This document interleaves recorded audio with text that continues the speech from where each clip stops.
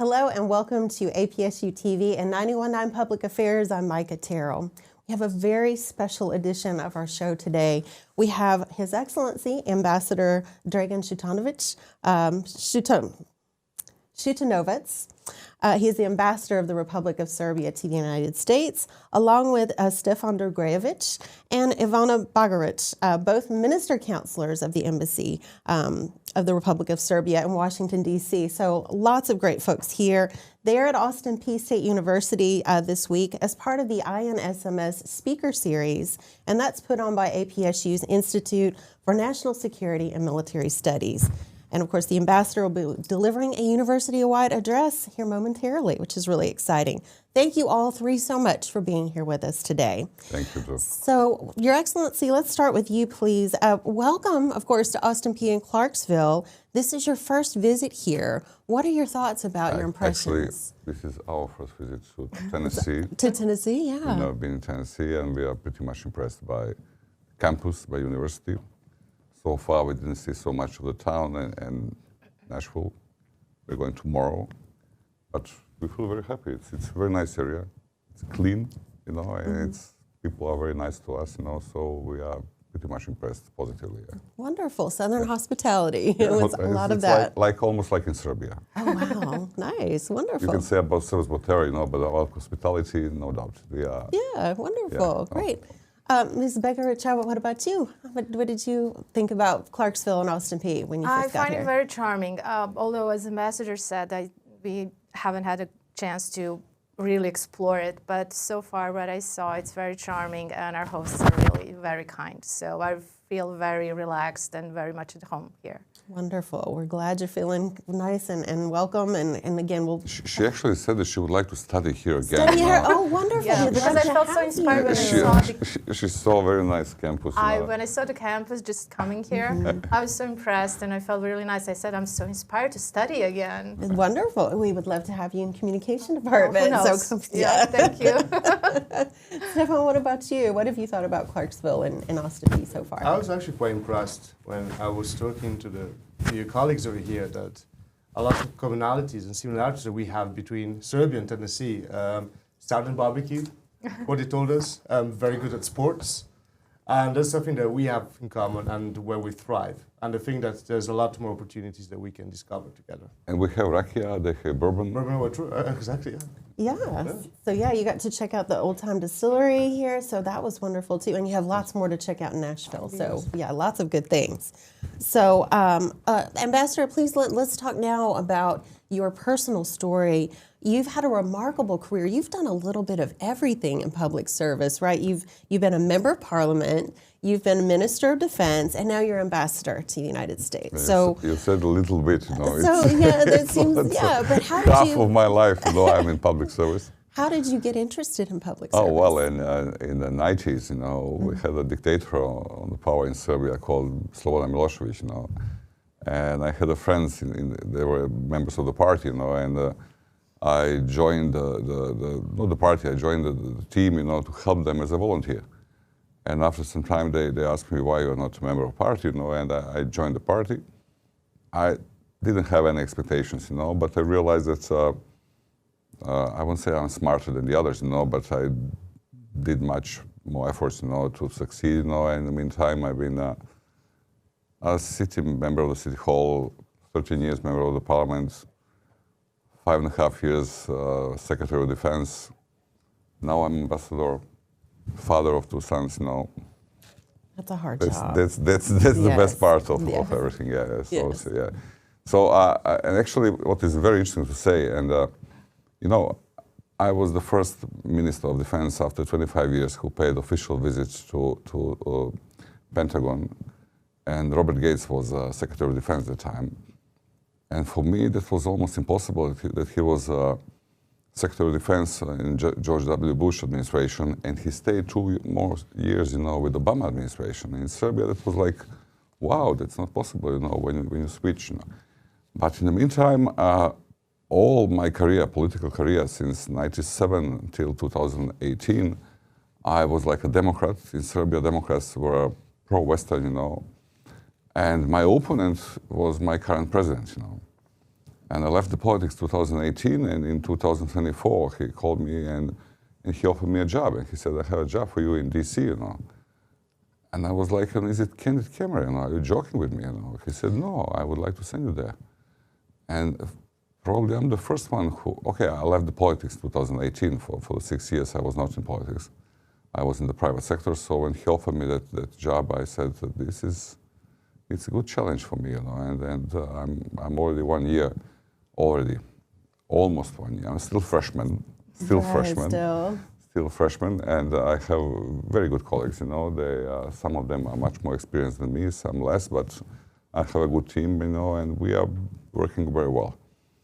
Although this time, you know, as you see, the whole world is changing and the administrations are not the same like before, you know, the focuses are not on our region. Sometimes, thanks God, you know, sometimes we are jealous on the other regions, you know, but at this moment it's better to not be in the focus, you know, because you see the problematic areas are in focus, you know.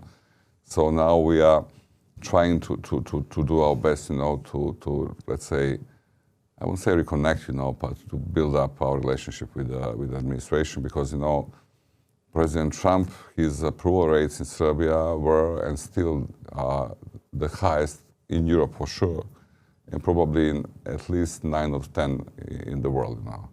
His approval rates were over 80, you know, much more than in the States. Mm-hmm. And if he came to Serbia, step on our soil, he could be a president, you know, without elections. So he is our chance, you know, to establish strategic relationship with the States, and this is our idea.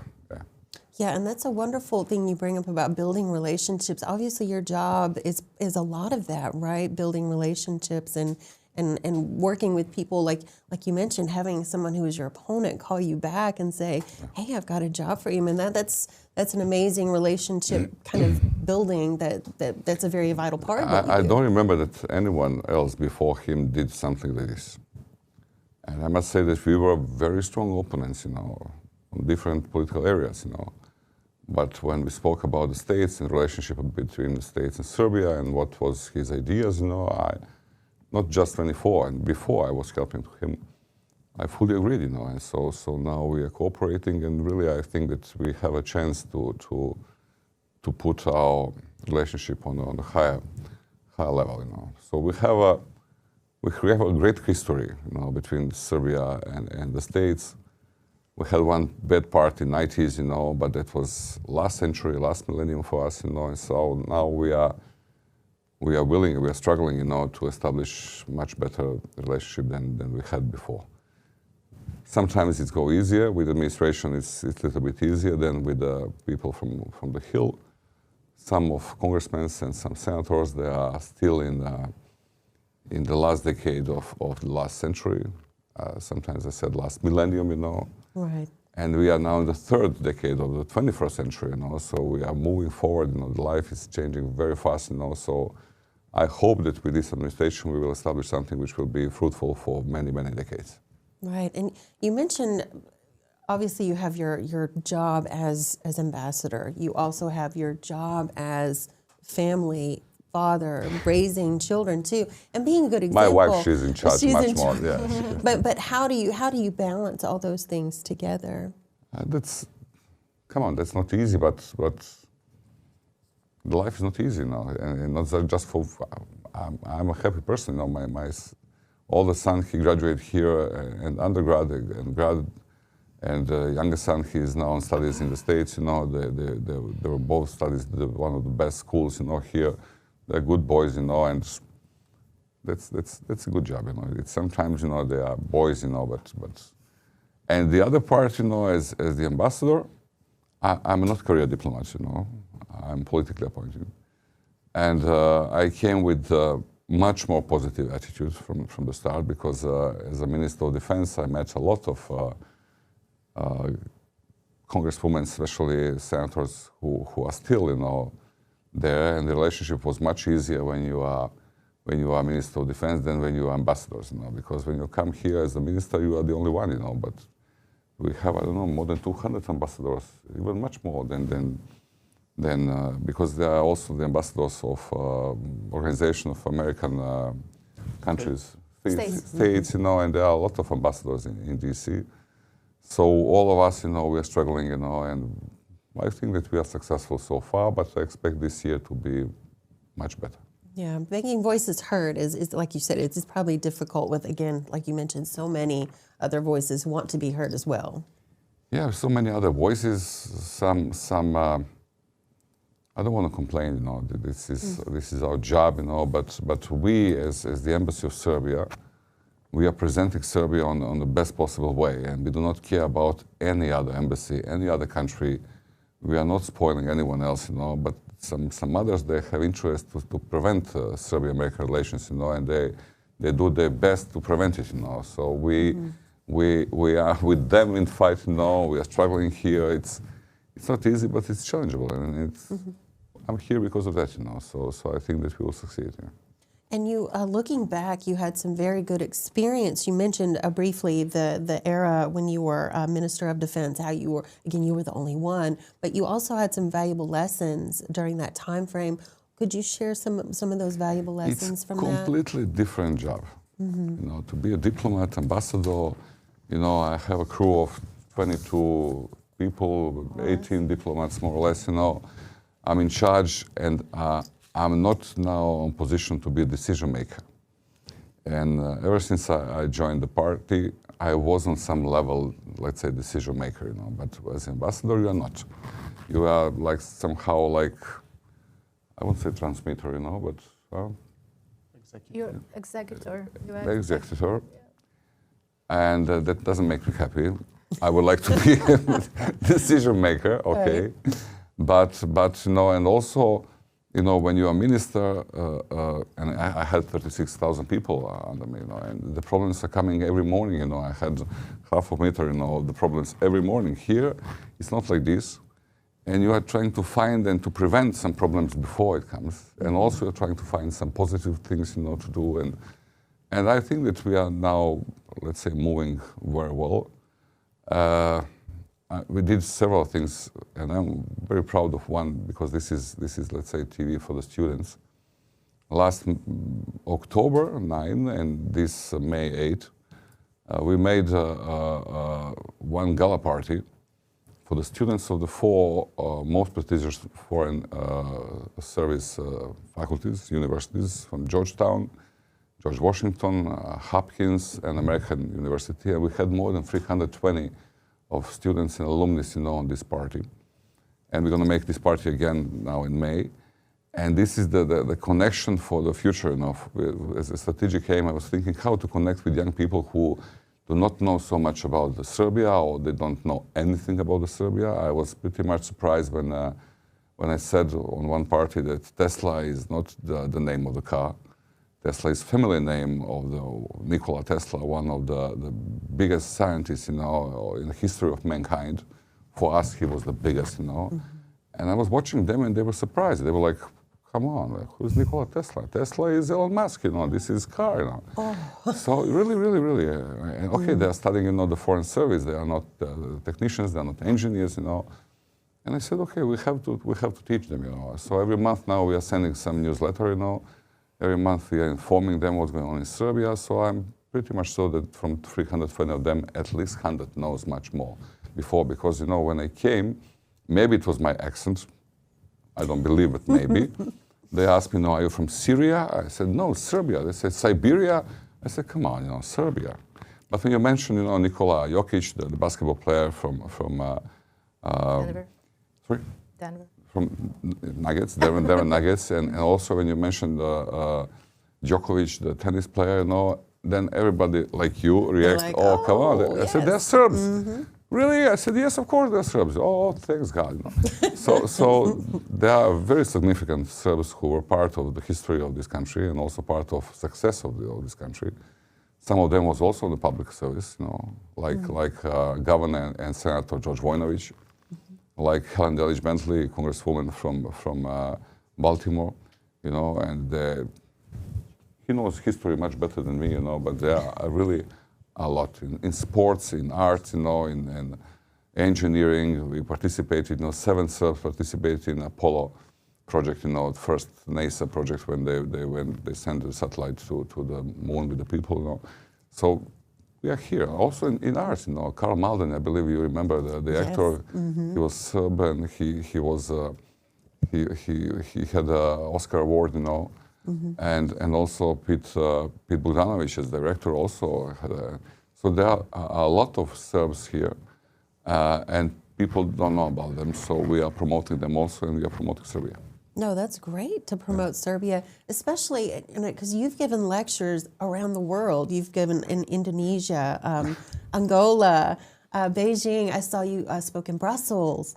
London also, London. yeah. So yeah, so, And you also in the States. in the DC, States, right? yeah. So you've spoken to so many people about Serbian culture. About Serbian, but most of this lecturing was about the military, about the transformation and reforms in the military, fine tuning of transformation. That's something what I was, of course, that was my expertise, you know, and I was someone who switched, you know, from the conscript military to the professional military. That was a very difficult job, you know, in Serbia, and we use a lot of American experiences, you know. So yeah, the lecturing was mostly about this, and of course, at the end, you know, you have time to speak about Serbia. Sometimes they know more, sometimes they know less. You know, it depends where you are. As a lecturer, how do you get the audience to pay attention? Because I know that's difficult sometimes. I think that this is something which comes from the politics. You know, I was an elected politician. As an elected politician, you have to find a way how the people to vote for you. You know, you have to be charming. It doesn't hurt, right? Okay, it doesn't hurt. You know, now I'm speaking about myself. So, you know, you have to convince them that you're right. You know, you have to prove that your thoughts and your ideas, you know, are right ideas. You know, so they're gonna give you something what they have once in the 4 years. You know, the vote. So this is the way how I behave when I have lectures, you know, and today we'll do the same, you know. Usually I like much more Q&A than to lecture them 45 minutes and to leave, you know. This is not the way how I did it.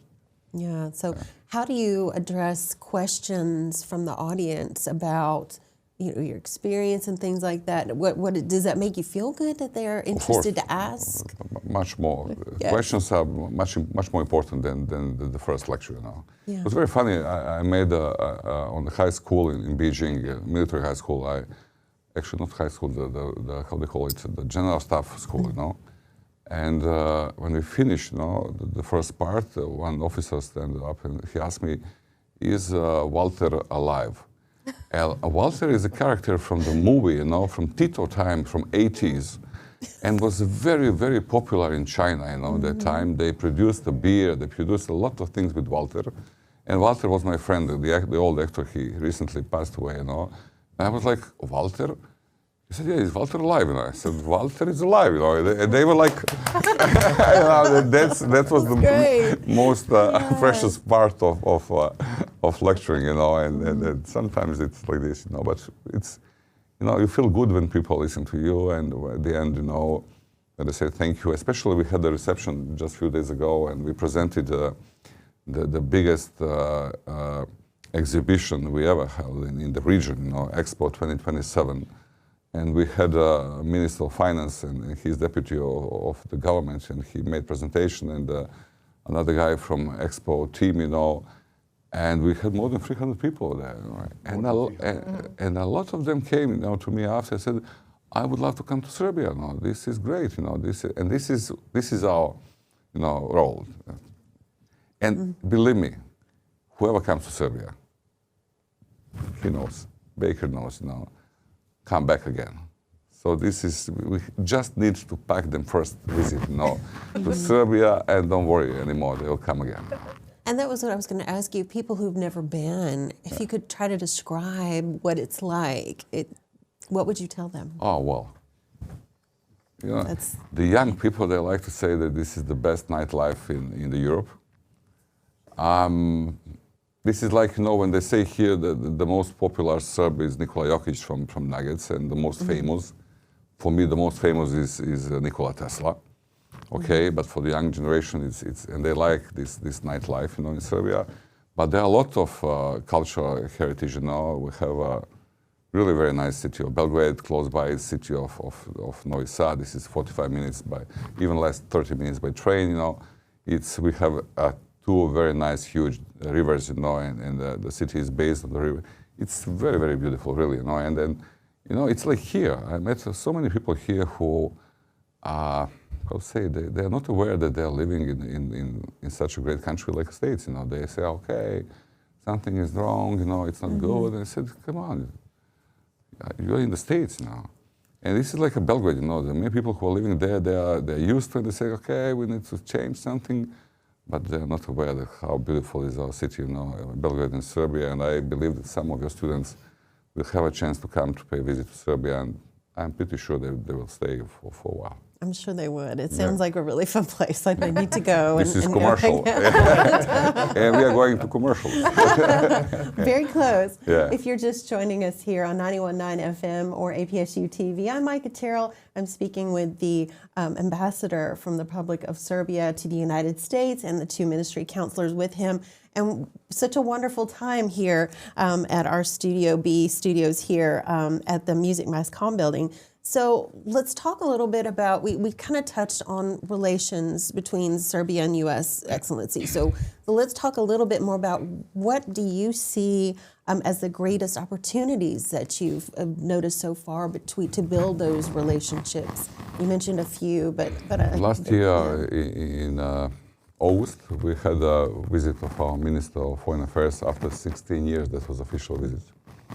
And two Marcos, you know, Marco Rubio and Marko Đurić, minister from Serbia, we agreed to launch the strategic dialogue, you know, between Serbia and the States, and that would be the highest level of relationship between two countries, you know. And in the meantime, the president of Serbia, he was in New York on the UN Assembly, and he met also Secretary Rubio, and we agreed to move forward, you know. So this would be, for the first time in our history, that level of cooperation.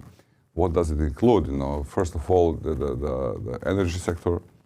We have a lot in common with the States. Also, Serbia is the position in Serbia is very important. You know, for they call it North Stream, from Greece, you know, towards the Europe, you know, and energy sector is the first. The second one is defense. This year we are celebrating 20 years of state partnership with Ohio National Guard. 20 years, it's a long period. I must tell you that I told you in the 90s we had a problem when we were in conflict with NATO. Now we have 20 years of partnership, you know, and defense is for us crucially important. And you see what's going on in the world.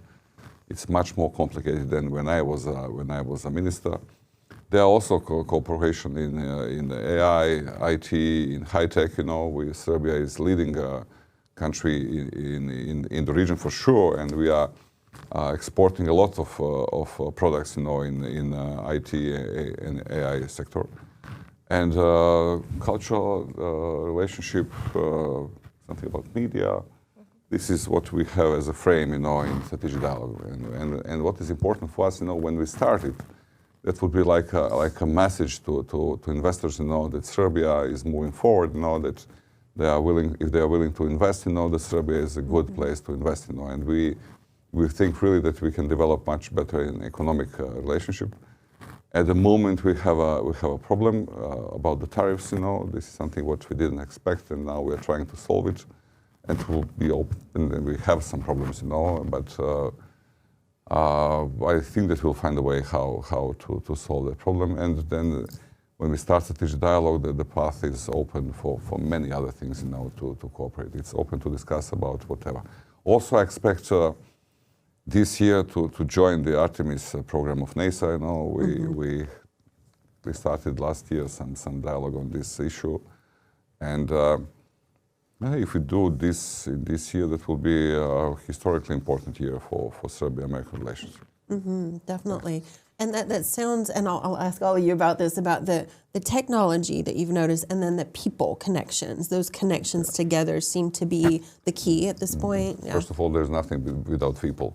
Right. Of course, and this high technology, you know, it's something what, I'm an engineer, you know, so right. And also, you know, I think that the countries which do not recognize that the energy and technology is the future of the world, you know, if you don't have energy, you will be in the problem. If you don't have technology, you will be in the problem.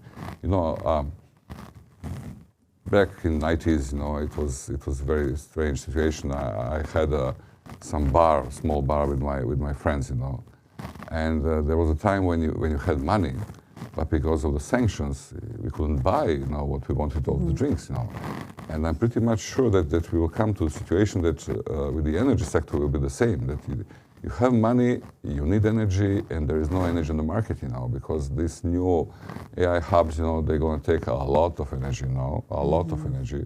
So we have to build a new resources, in the energy sector, and we signed actually one MOU with the American company about a new hydro energy plant, on the river of Danube. And we have a lot of ideas, so I'll come next year. Yeah, I'll come next year to you to say what we actually did. Yeah, because AI, as we all know, is such a huge part of what we're doing for the future, and learning how to use it well, because it is a tool that's helpful with people. But without that tool, you cannot survive. Exactly.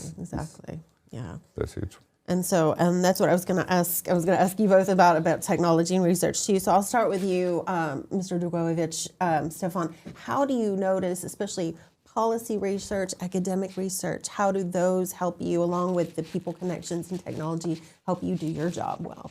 I think it's very important, especially because today we live in a very complex world, and there's a lot of things going on. And sometimes as a diplomat, you cannot follow what's happening, perhaps on the African continent, in Southern America, perhaps even in Canada. And that's why we need and we use academia as a tool in order to better understand the dynamics of what's going on. And that's why we have, as an embassy, established very good contacts and cooperation, for example, with the think tank network in the US. It's pretty much a factory of knowledge and factory of policies, in order also to express how we see the relationship between Serbia and the United States, but also how they see how things are going on. In that case, pretty much share information and learn from each other. And I think that's quite important what the university is doing over here. We're connecting Tennessee, the Tennessee academia with Belgrade, with Serbia, that you're specializing in a very interesting region that has always been historically very important to the world. I mean, as you may know, the Balkans, sometimes there's too much history to digest, as Churchill said about the Balkans, but I think there's so many opportunities also to devour in a way. And I think that's why it's very important what you guys are doing here, especially as your students are going to be future diplomats. And we're here to help them in order to get them introduced with the region, with Serbia, and also to be open to any discussion of what they would like to know more. Definitely. And people connections, as you mentioned, are so important as well. Of course, definitely. Now, Mrs. Bagarić, as you're working day to day as well with the Serbian mission of again connecting people with people and technology, how has that affected your job day to day, working with people, working with technology, and helping those to come together to reach and accomplish your mission?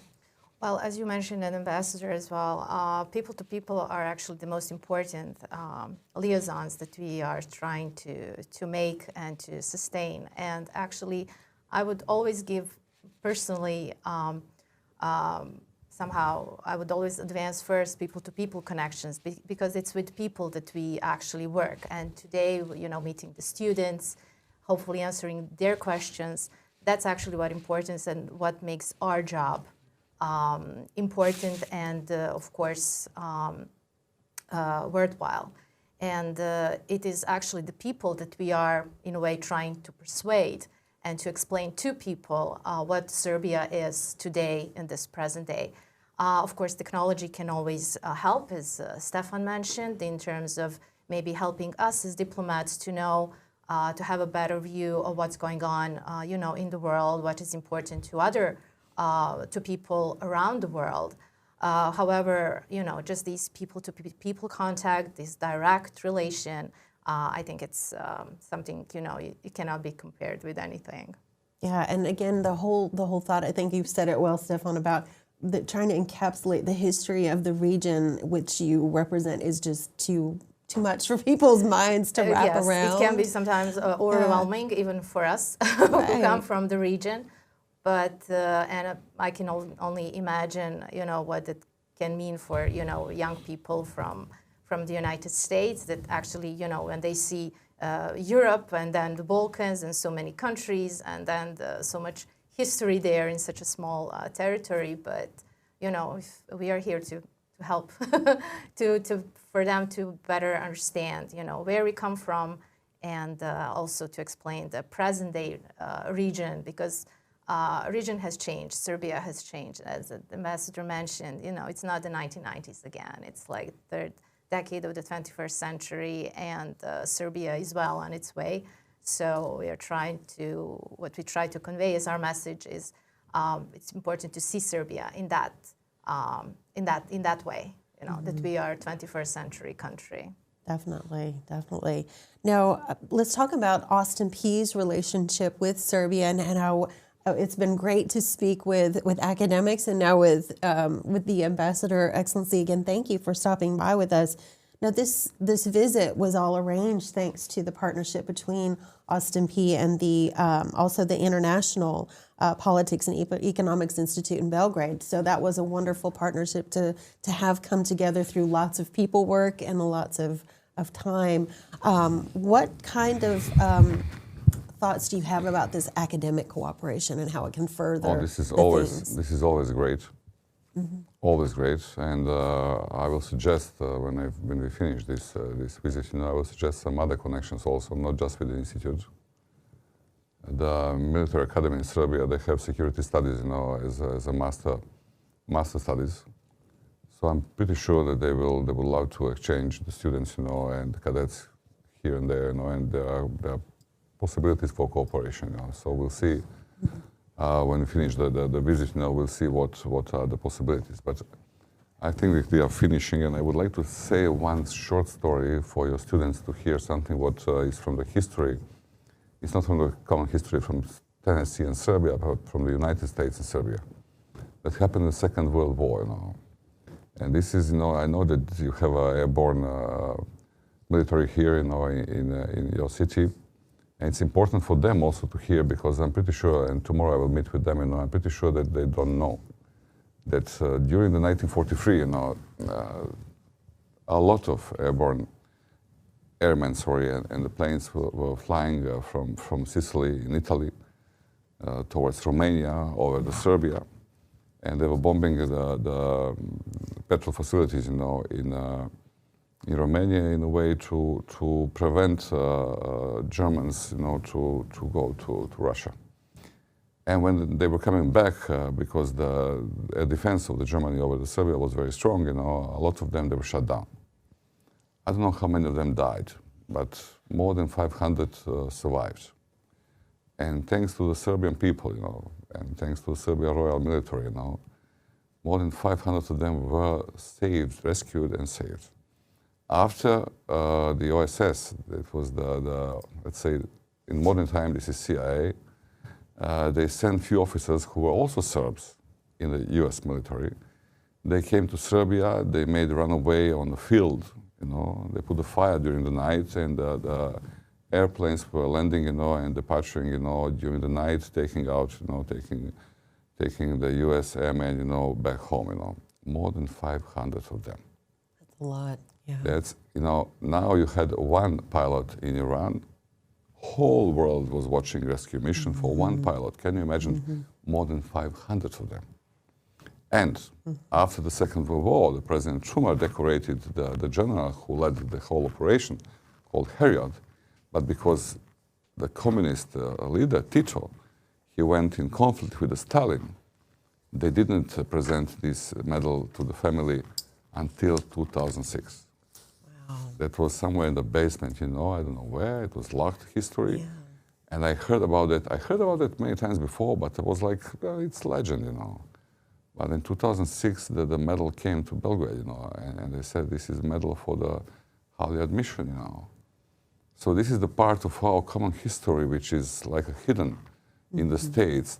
And you can find on YouTube, you know, and I'm calling the students, young people, to take a look, you know, Holy Admission, you know, just to, they'll find some documentarian movies, you know, with the people who were saved. I believe that last one of them passed away a few years ago, but it's still for us, you know, very important part of our common history And also we have a not less, but also important part, you know, that after the 1918, the only foreign flag, you know, over the White House during the Woodrow Wilson administration was the flag of Serbia, you know. And that's something what any other country had in the history of White House, you know. And we're very proud of that. And I feel sorry when we are speaking with some people who do not recognize Serbia as a partner, you know, as a strategic ally. They think that we are something else, but no, the Serbs are connected. And they are, you know, after the Serbia, the most people from Serbia lives in the States. The most monasteries you have in churches you have in the States, you know, the most professors, you know, the most scientists, you know, most of them are in the States. And they are like, you know, the influence of China, the influence of Russia. And I speak with them also, you know, you have more than 650 companies, you know, business entities in Serbia dealing, you know, with more than 45,000 people. And Chinese and Russians, you know, combined, they don't have 45,000 people like the American companies have. So I think that we have to show this, and of course I'm going to say it on this presentation to the students, you know. And we brought a few. There is a book, 500 Forgotten, you know, about this higher admission, and we brought it for the library of the university, a few books, and also for the military caserne we are going to pay visit tomorrow. We will give them, and I schedule also a meeting in early October with the West Point guys, you know. We'll bring them also a lot of those books, because I'm sad when I see that they don't know the best part of our history now. Especially military guys, they don't know it. And when I had a meeting with Pat Harrigan, who's congressman from North Carolina, who was officer, and he was decorated 2 times in Afghanistan, you know, and I told him, listen, take a look. I don't want to tell you anything. Just read the book, you know. When he finished the book, he joined the Serbian caucus, you know. And he's now a member of Serbian caucus, you know. And I don't need to convince you, you know. Just read the part of the history, you know. Don't take a look on some social media, some fake news like many use, you know. This is something else. So I wanted to say it in front of the audience, you know, because I think this is really, really the best part of our history, and we can rebuild it again. And many, like you said, many opportunities for you coming up very soon, obviously, to speak to the students. Obviously, diplomacy is a huge part of what students can take away. You've had students go to Serbia to see in real life what you do. They should come. Yeah, so what other opportunities? You mentioned diplomacy. There's lots more. What other opportunities do you think students could enjoy and learn? In Serbia, about our culture, food, Of course. drinks, Yes. sports, of course, but also about our religion, about our history. You know, we have 12 or 16. How many empires from Emperors. emperors? Like 4 to 5. They were born No, more, much more than that. We're born in our area, and also so there are really a lot of things that we can, and also the modern life. You know, I mentioned nightlife. You know. It's the Mediterranean way of living, you know. It's not the same like here. We have a real espresso, you know. Yes, you have so much. You have the best. It's like, I want to go. I'm like, let's go. We Let's go have take a the real plane. espresso, you know. I'm joking, you know. Since I came here, you know, that was the number one problem, you know, Right. to find espresso. No, And you asked me before one question. Maybe you will ask again about what I would say to the young people who would like to be a diplomat. You know, I'm not a diplomat, and I'm going to be for 4 years, maybe more or less. You know, but that's a real difficult job. You know, and they how to say it? They are suffering a lot. They are dedicated to this job, you know, but I'm watching from say the back, you know. Sometimes it looks like easy, you know, but for us, especially from us from Serbia, you know, when you change the place where you're living, you know, even into streets, you know, that's a problem. In States, it's not the same. It's somehow here it's easier to accept to live in California than in Massachusetts, than in Florida, then go back to Iowa or wherever. You know, that's something what works here much easier, and that's much better. But the job to be a diplomat, it's not easy job, and it's not like on TV, you know, when you are watching the TV show Diplomat, you know, and she's going around and she's fixing all problems. That not works like this, you know. And also, what I suggest, you know, the people who are not socialized, you know, who are not following, as we said, 21st century, you know, who are shy, you know, etc. That's not for them. You know, maybe they can find some better job for them. So you have to be open-minded. At the same time, you have to have a good memory. They have much better memory than me. She knows 435 members of Congress, you know. I was going to yeah. Maybe even when they were born, you know, Yes. and Zodiac, you know. She knows everything. Zodiac Yeah, Yes. I'm not following it, but I'm a manager, you know, in the embassy, and I have really the best crew, I believe, in whole DC. Oh. Yeah, and that's what I was going to ask you next. If you could offer a piece of advice of a good skill that you think has carried you this whole way, what would you tell people? For diplomats, you have to practice your memory. You have to have a great memory. You have to be, how to say it, I said charming, you have to be relaxed. Some of them are not relaxed, you know, and you Yes. realize also you cannot, you know, ask 10 times the same question, but it will be visible what you want to know. So you have to find a way. No, I'm joking. I said this guy, some guys over there, I said he won't get married ever, you know. He cannot find a girl because he doesn't behave like this, you know. He is like, you know, this job is, it's, no, you know, when you have a orthopedic surgery and neurologic surgery. Yes. And it's not the same. Orthopeds, they are, you know, strong guys, they have to fix it, you know, but neurosurgeons, you know, they are fine-tuning, and this job is for the fine-tuners, you know. This is not for engineers like me, you know. So because of that, I'm not a diplomat, you know.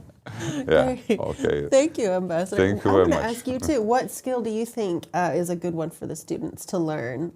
He talked a lot about a lot of good ones, but what do you think would be a good skill for the students to I would learn and say focus on? definitely communication skills, but also that can also come in time. But just the readiness and being open-minded that it is something that you need to work on if it's not something that you're born with.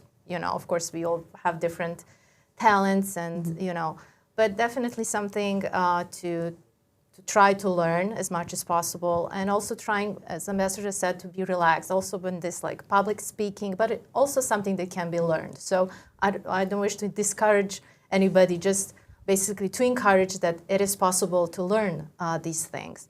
And also being open-minded in terms of, you know, learning that there are other people out there with different sets of values, with a different way of thinking, with different priorities. Being open-minded and understand that maybe how you see things, it's very much different than how they see, you know. And it's about, diplomacy is about building bridges and trying to be in other people's shoes. So in a way, I wouldn't say it's an empathy, but like, just understanding the other, you know, the other side. And that helps, I think, a lot, just to see and understand where other person, other diplomat is coming from. And hoping that other person has the same skill set and that they will understand you in the same way, or just be ready to hear you, to listen to you. Because one of the things, you know, when you come across to diplomats, you can tell that, you know, we come from the same milieu, if you want, from the same, you know, job in a way. I mean, as much as we are different, we have maybe different interests, our countries have different interests, but we are there with the same goal, you know, to find a common ground, to talk to each other, to explain our positions, to learn about other sides' position.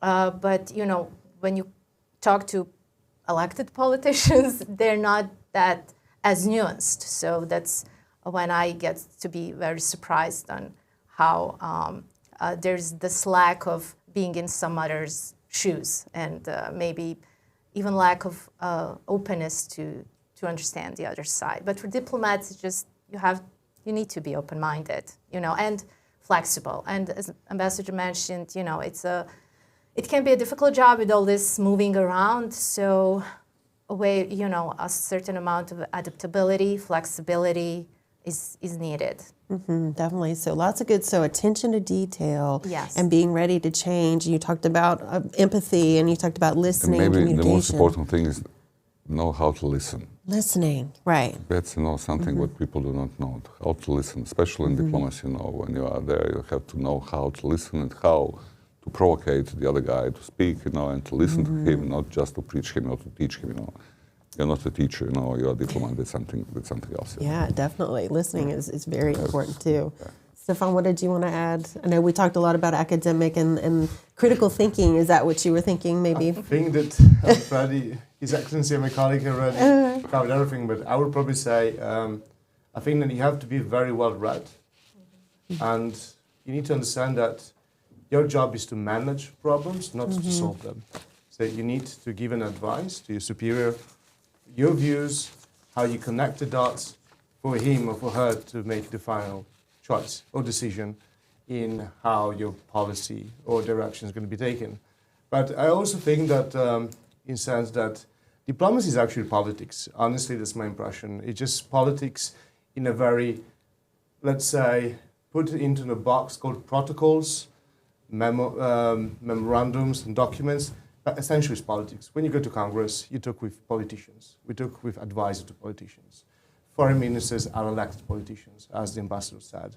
So you also need to understand that diplomacy is just politics with certain rules that we call customs, perhaps international law, that we sometimes call protocols in our internal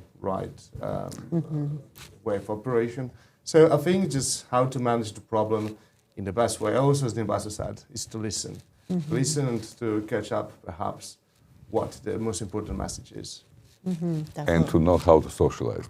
And that's right. Very If he went out here for a few days, he's going to have 50 friends for sure. Oh, wow. He's a master of socializing. Yes, He's a that's master of good. socializing. Yeah, networking. Serbian ambassadors here in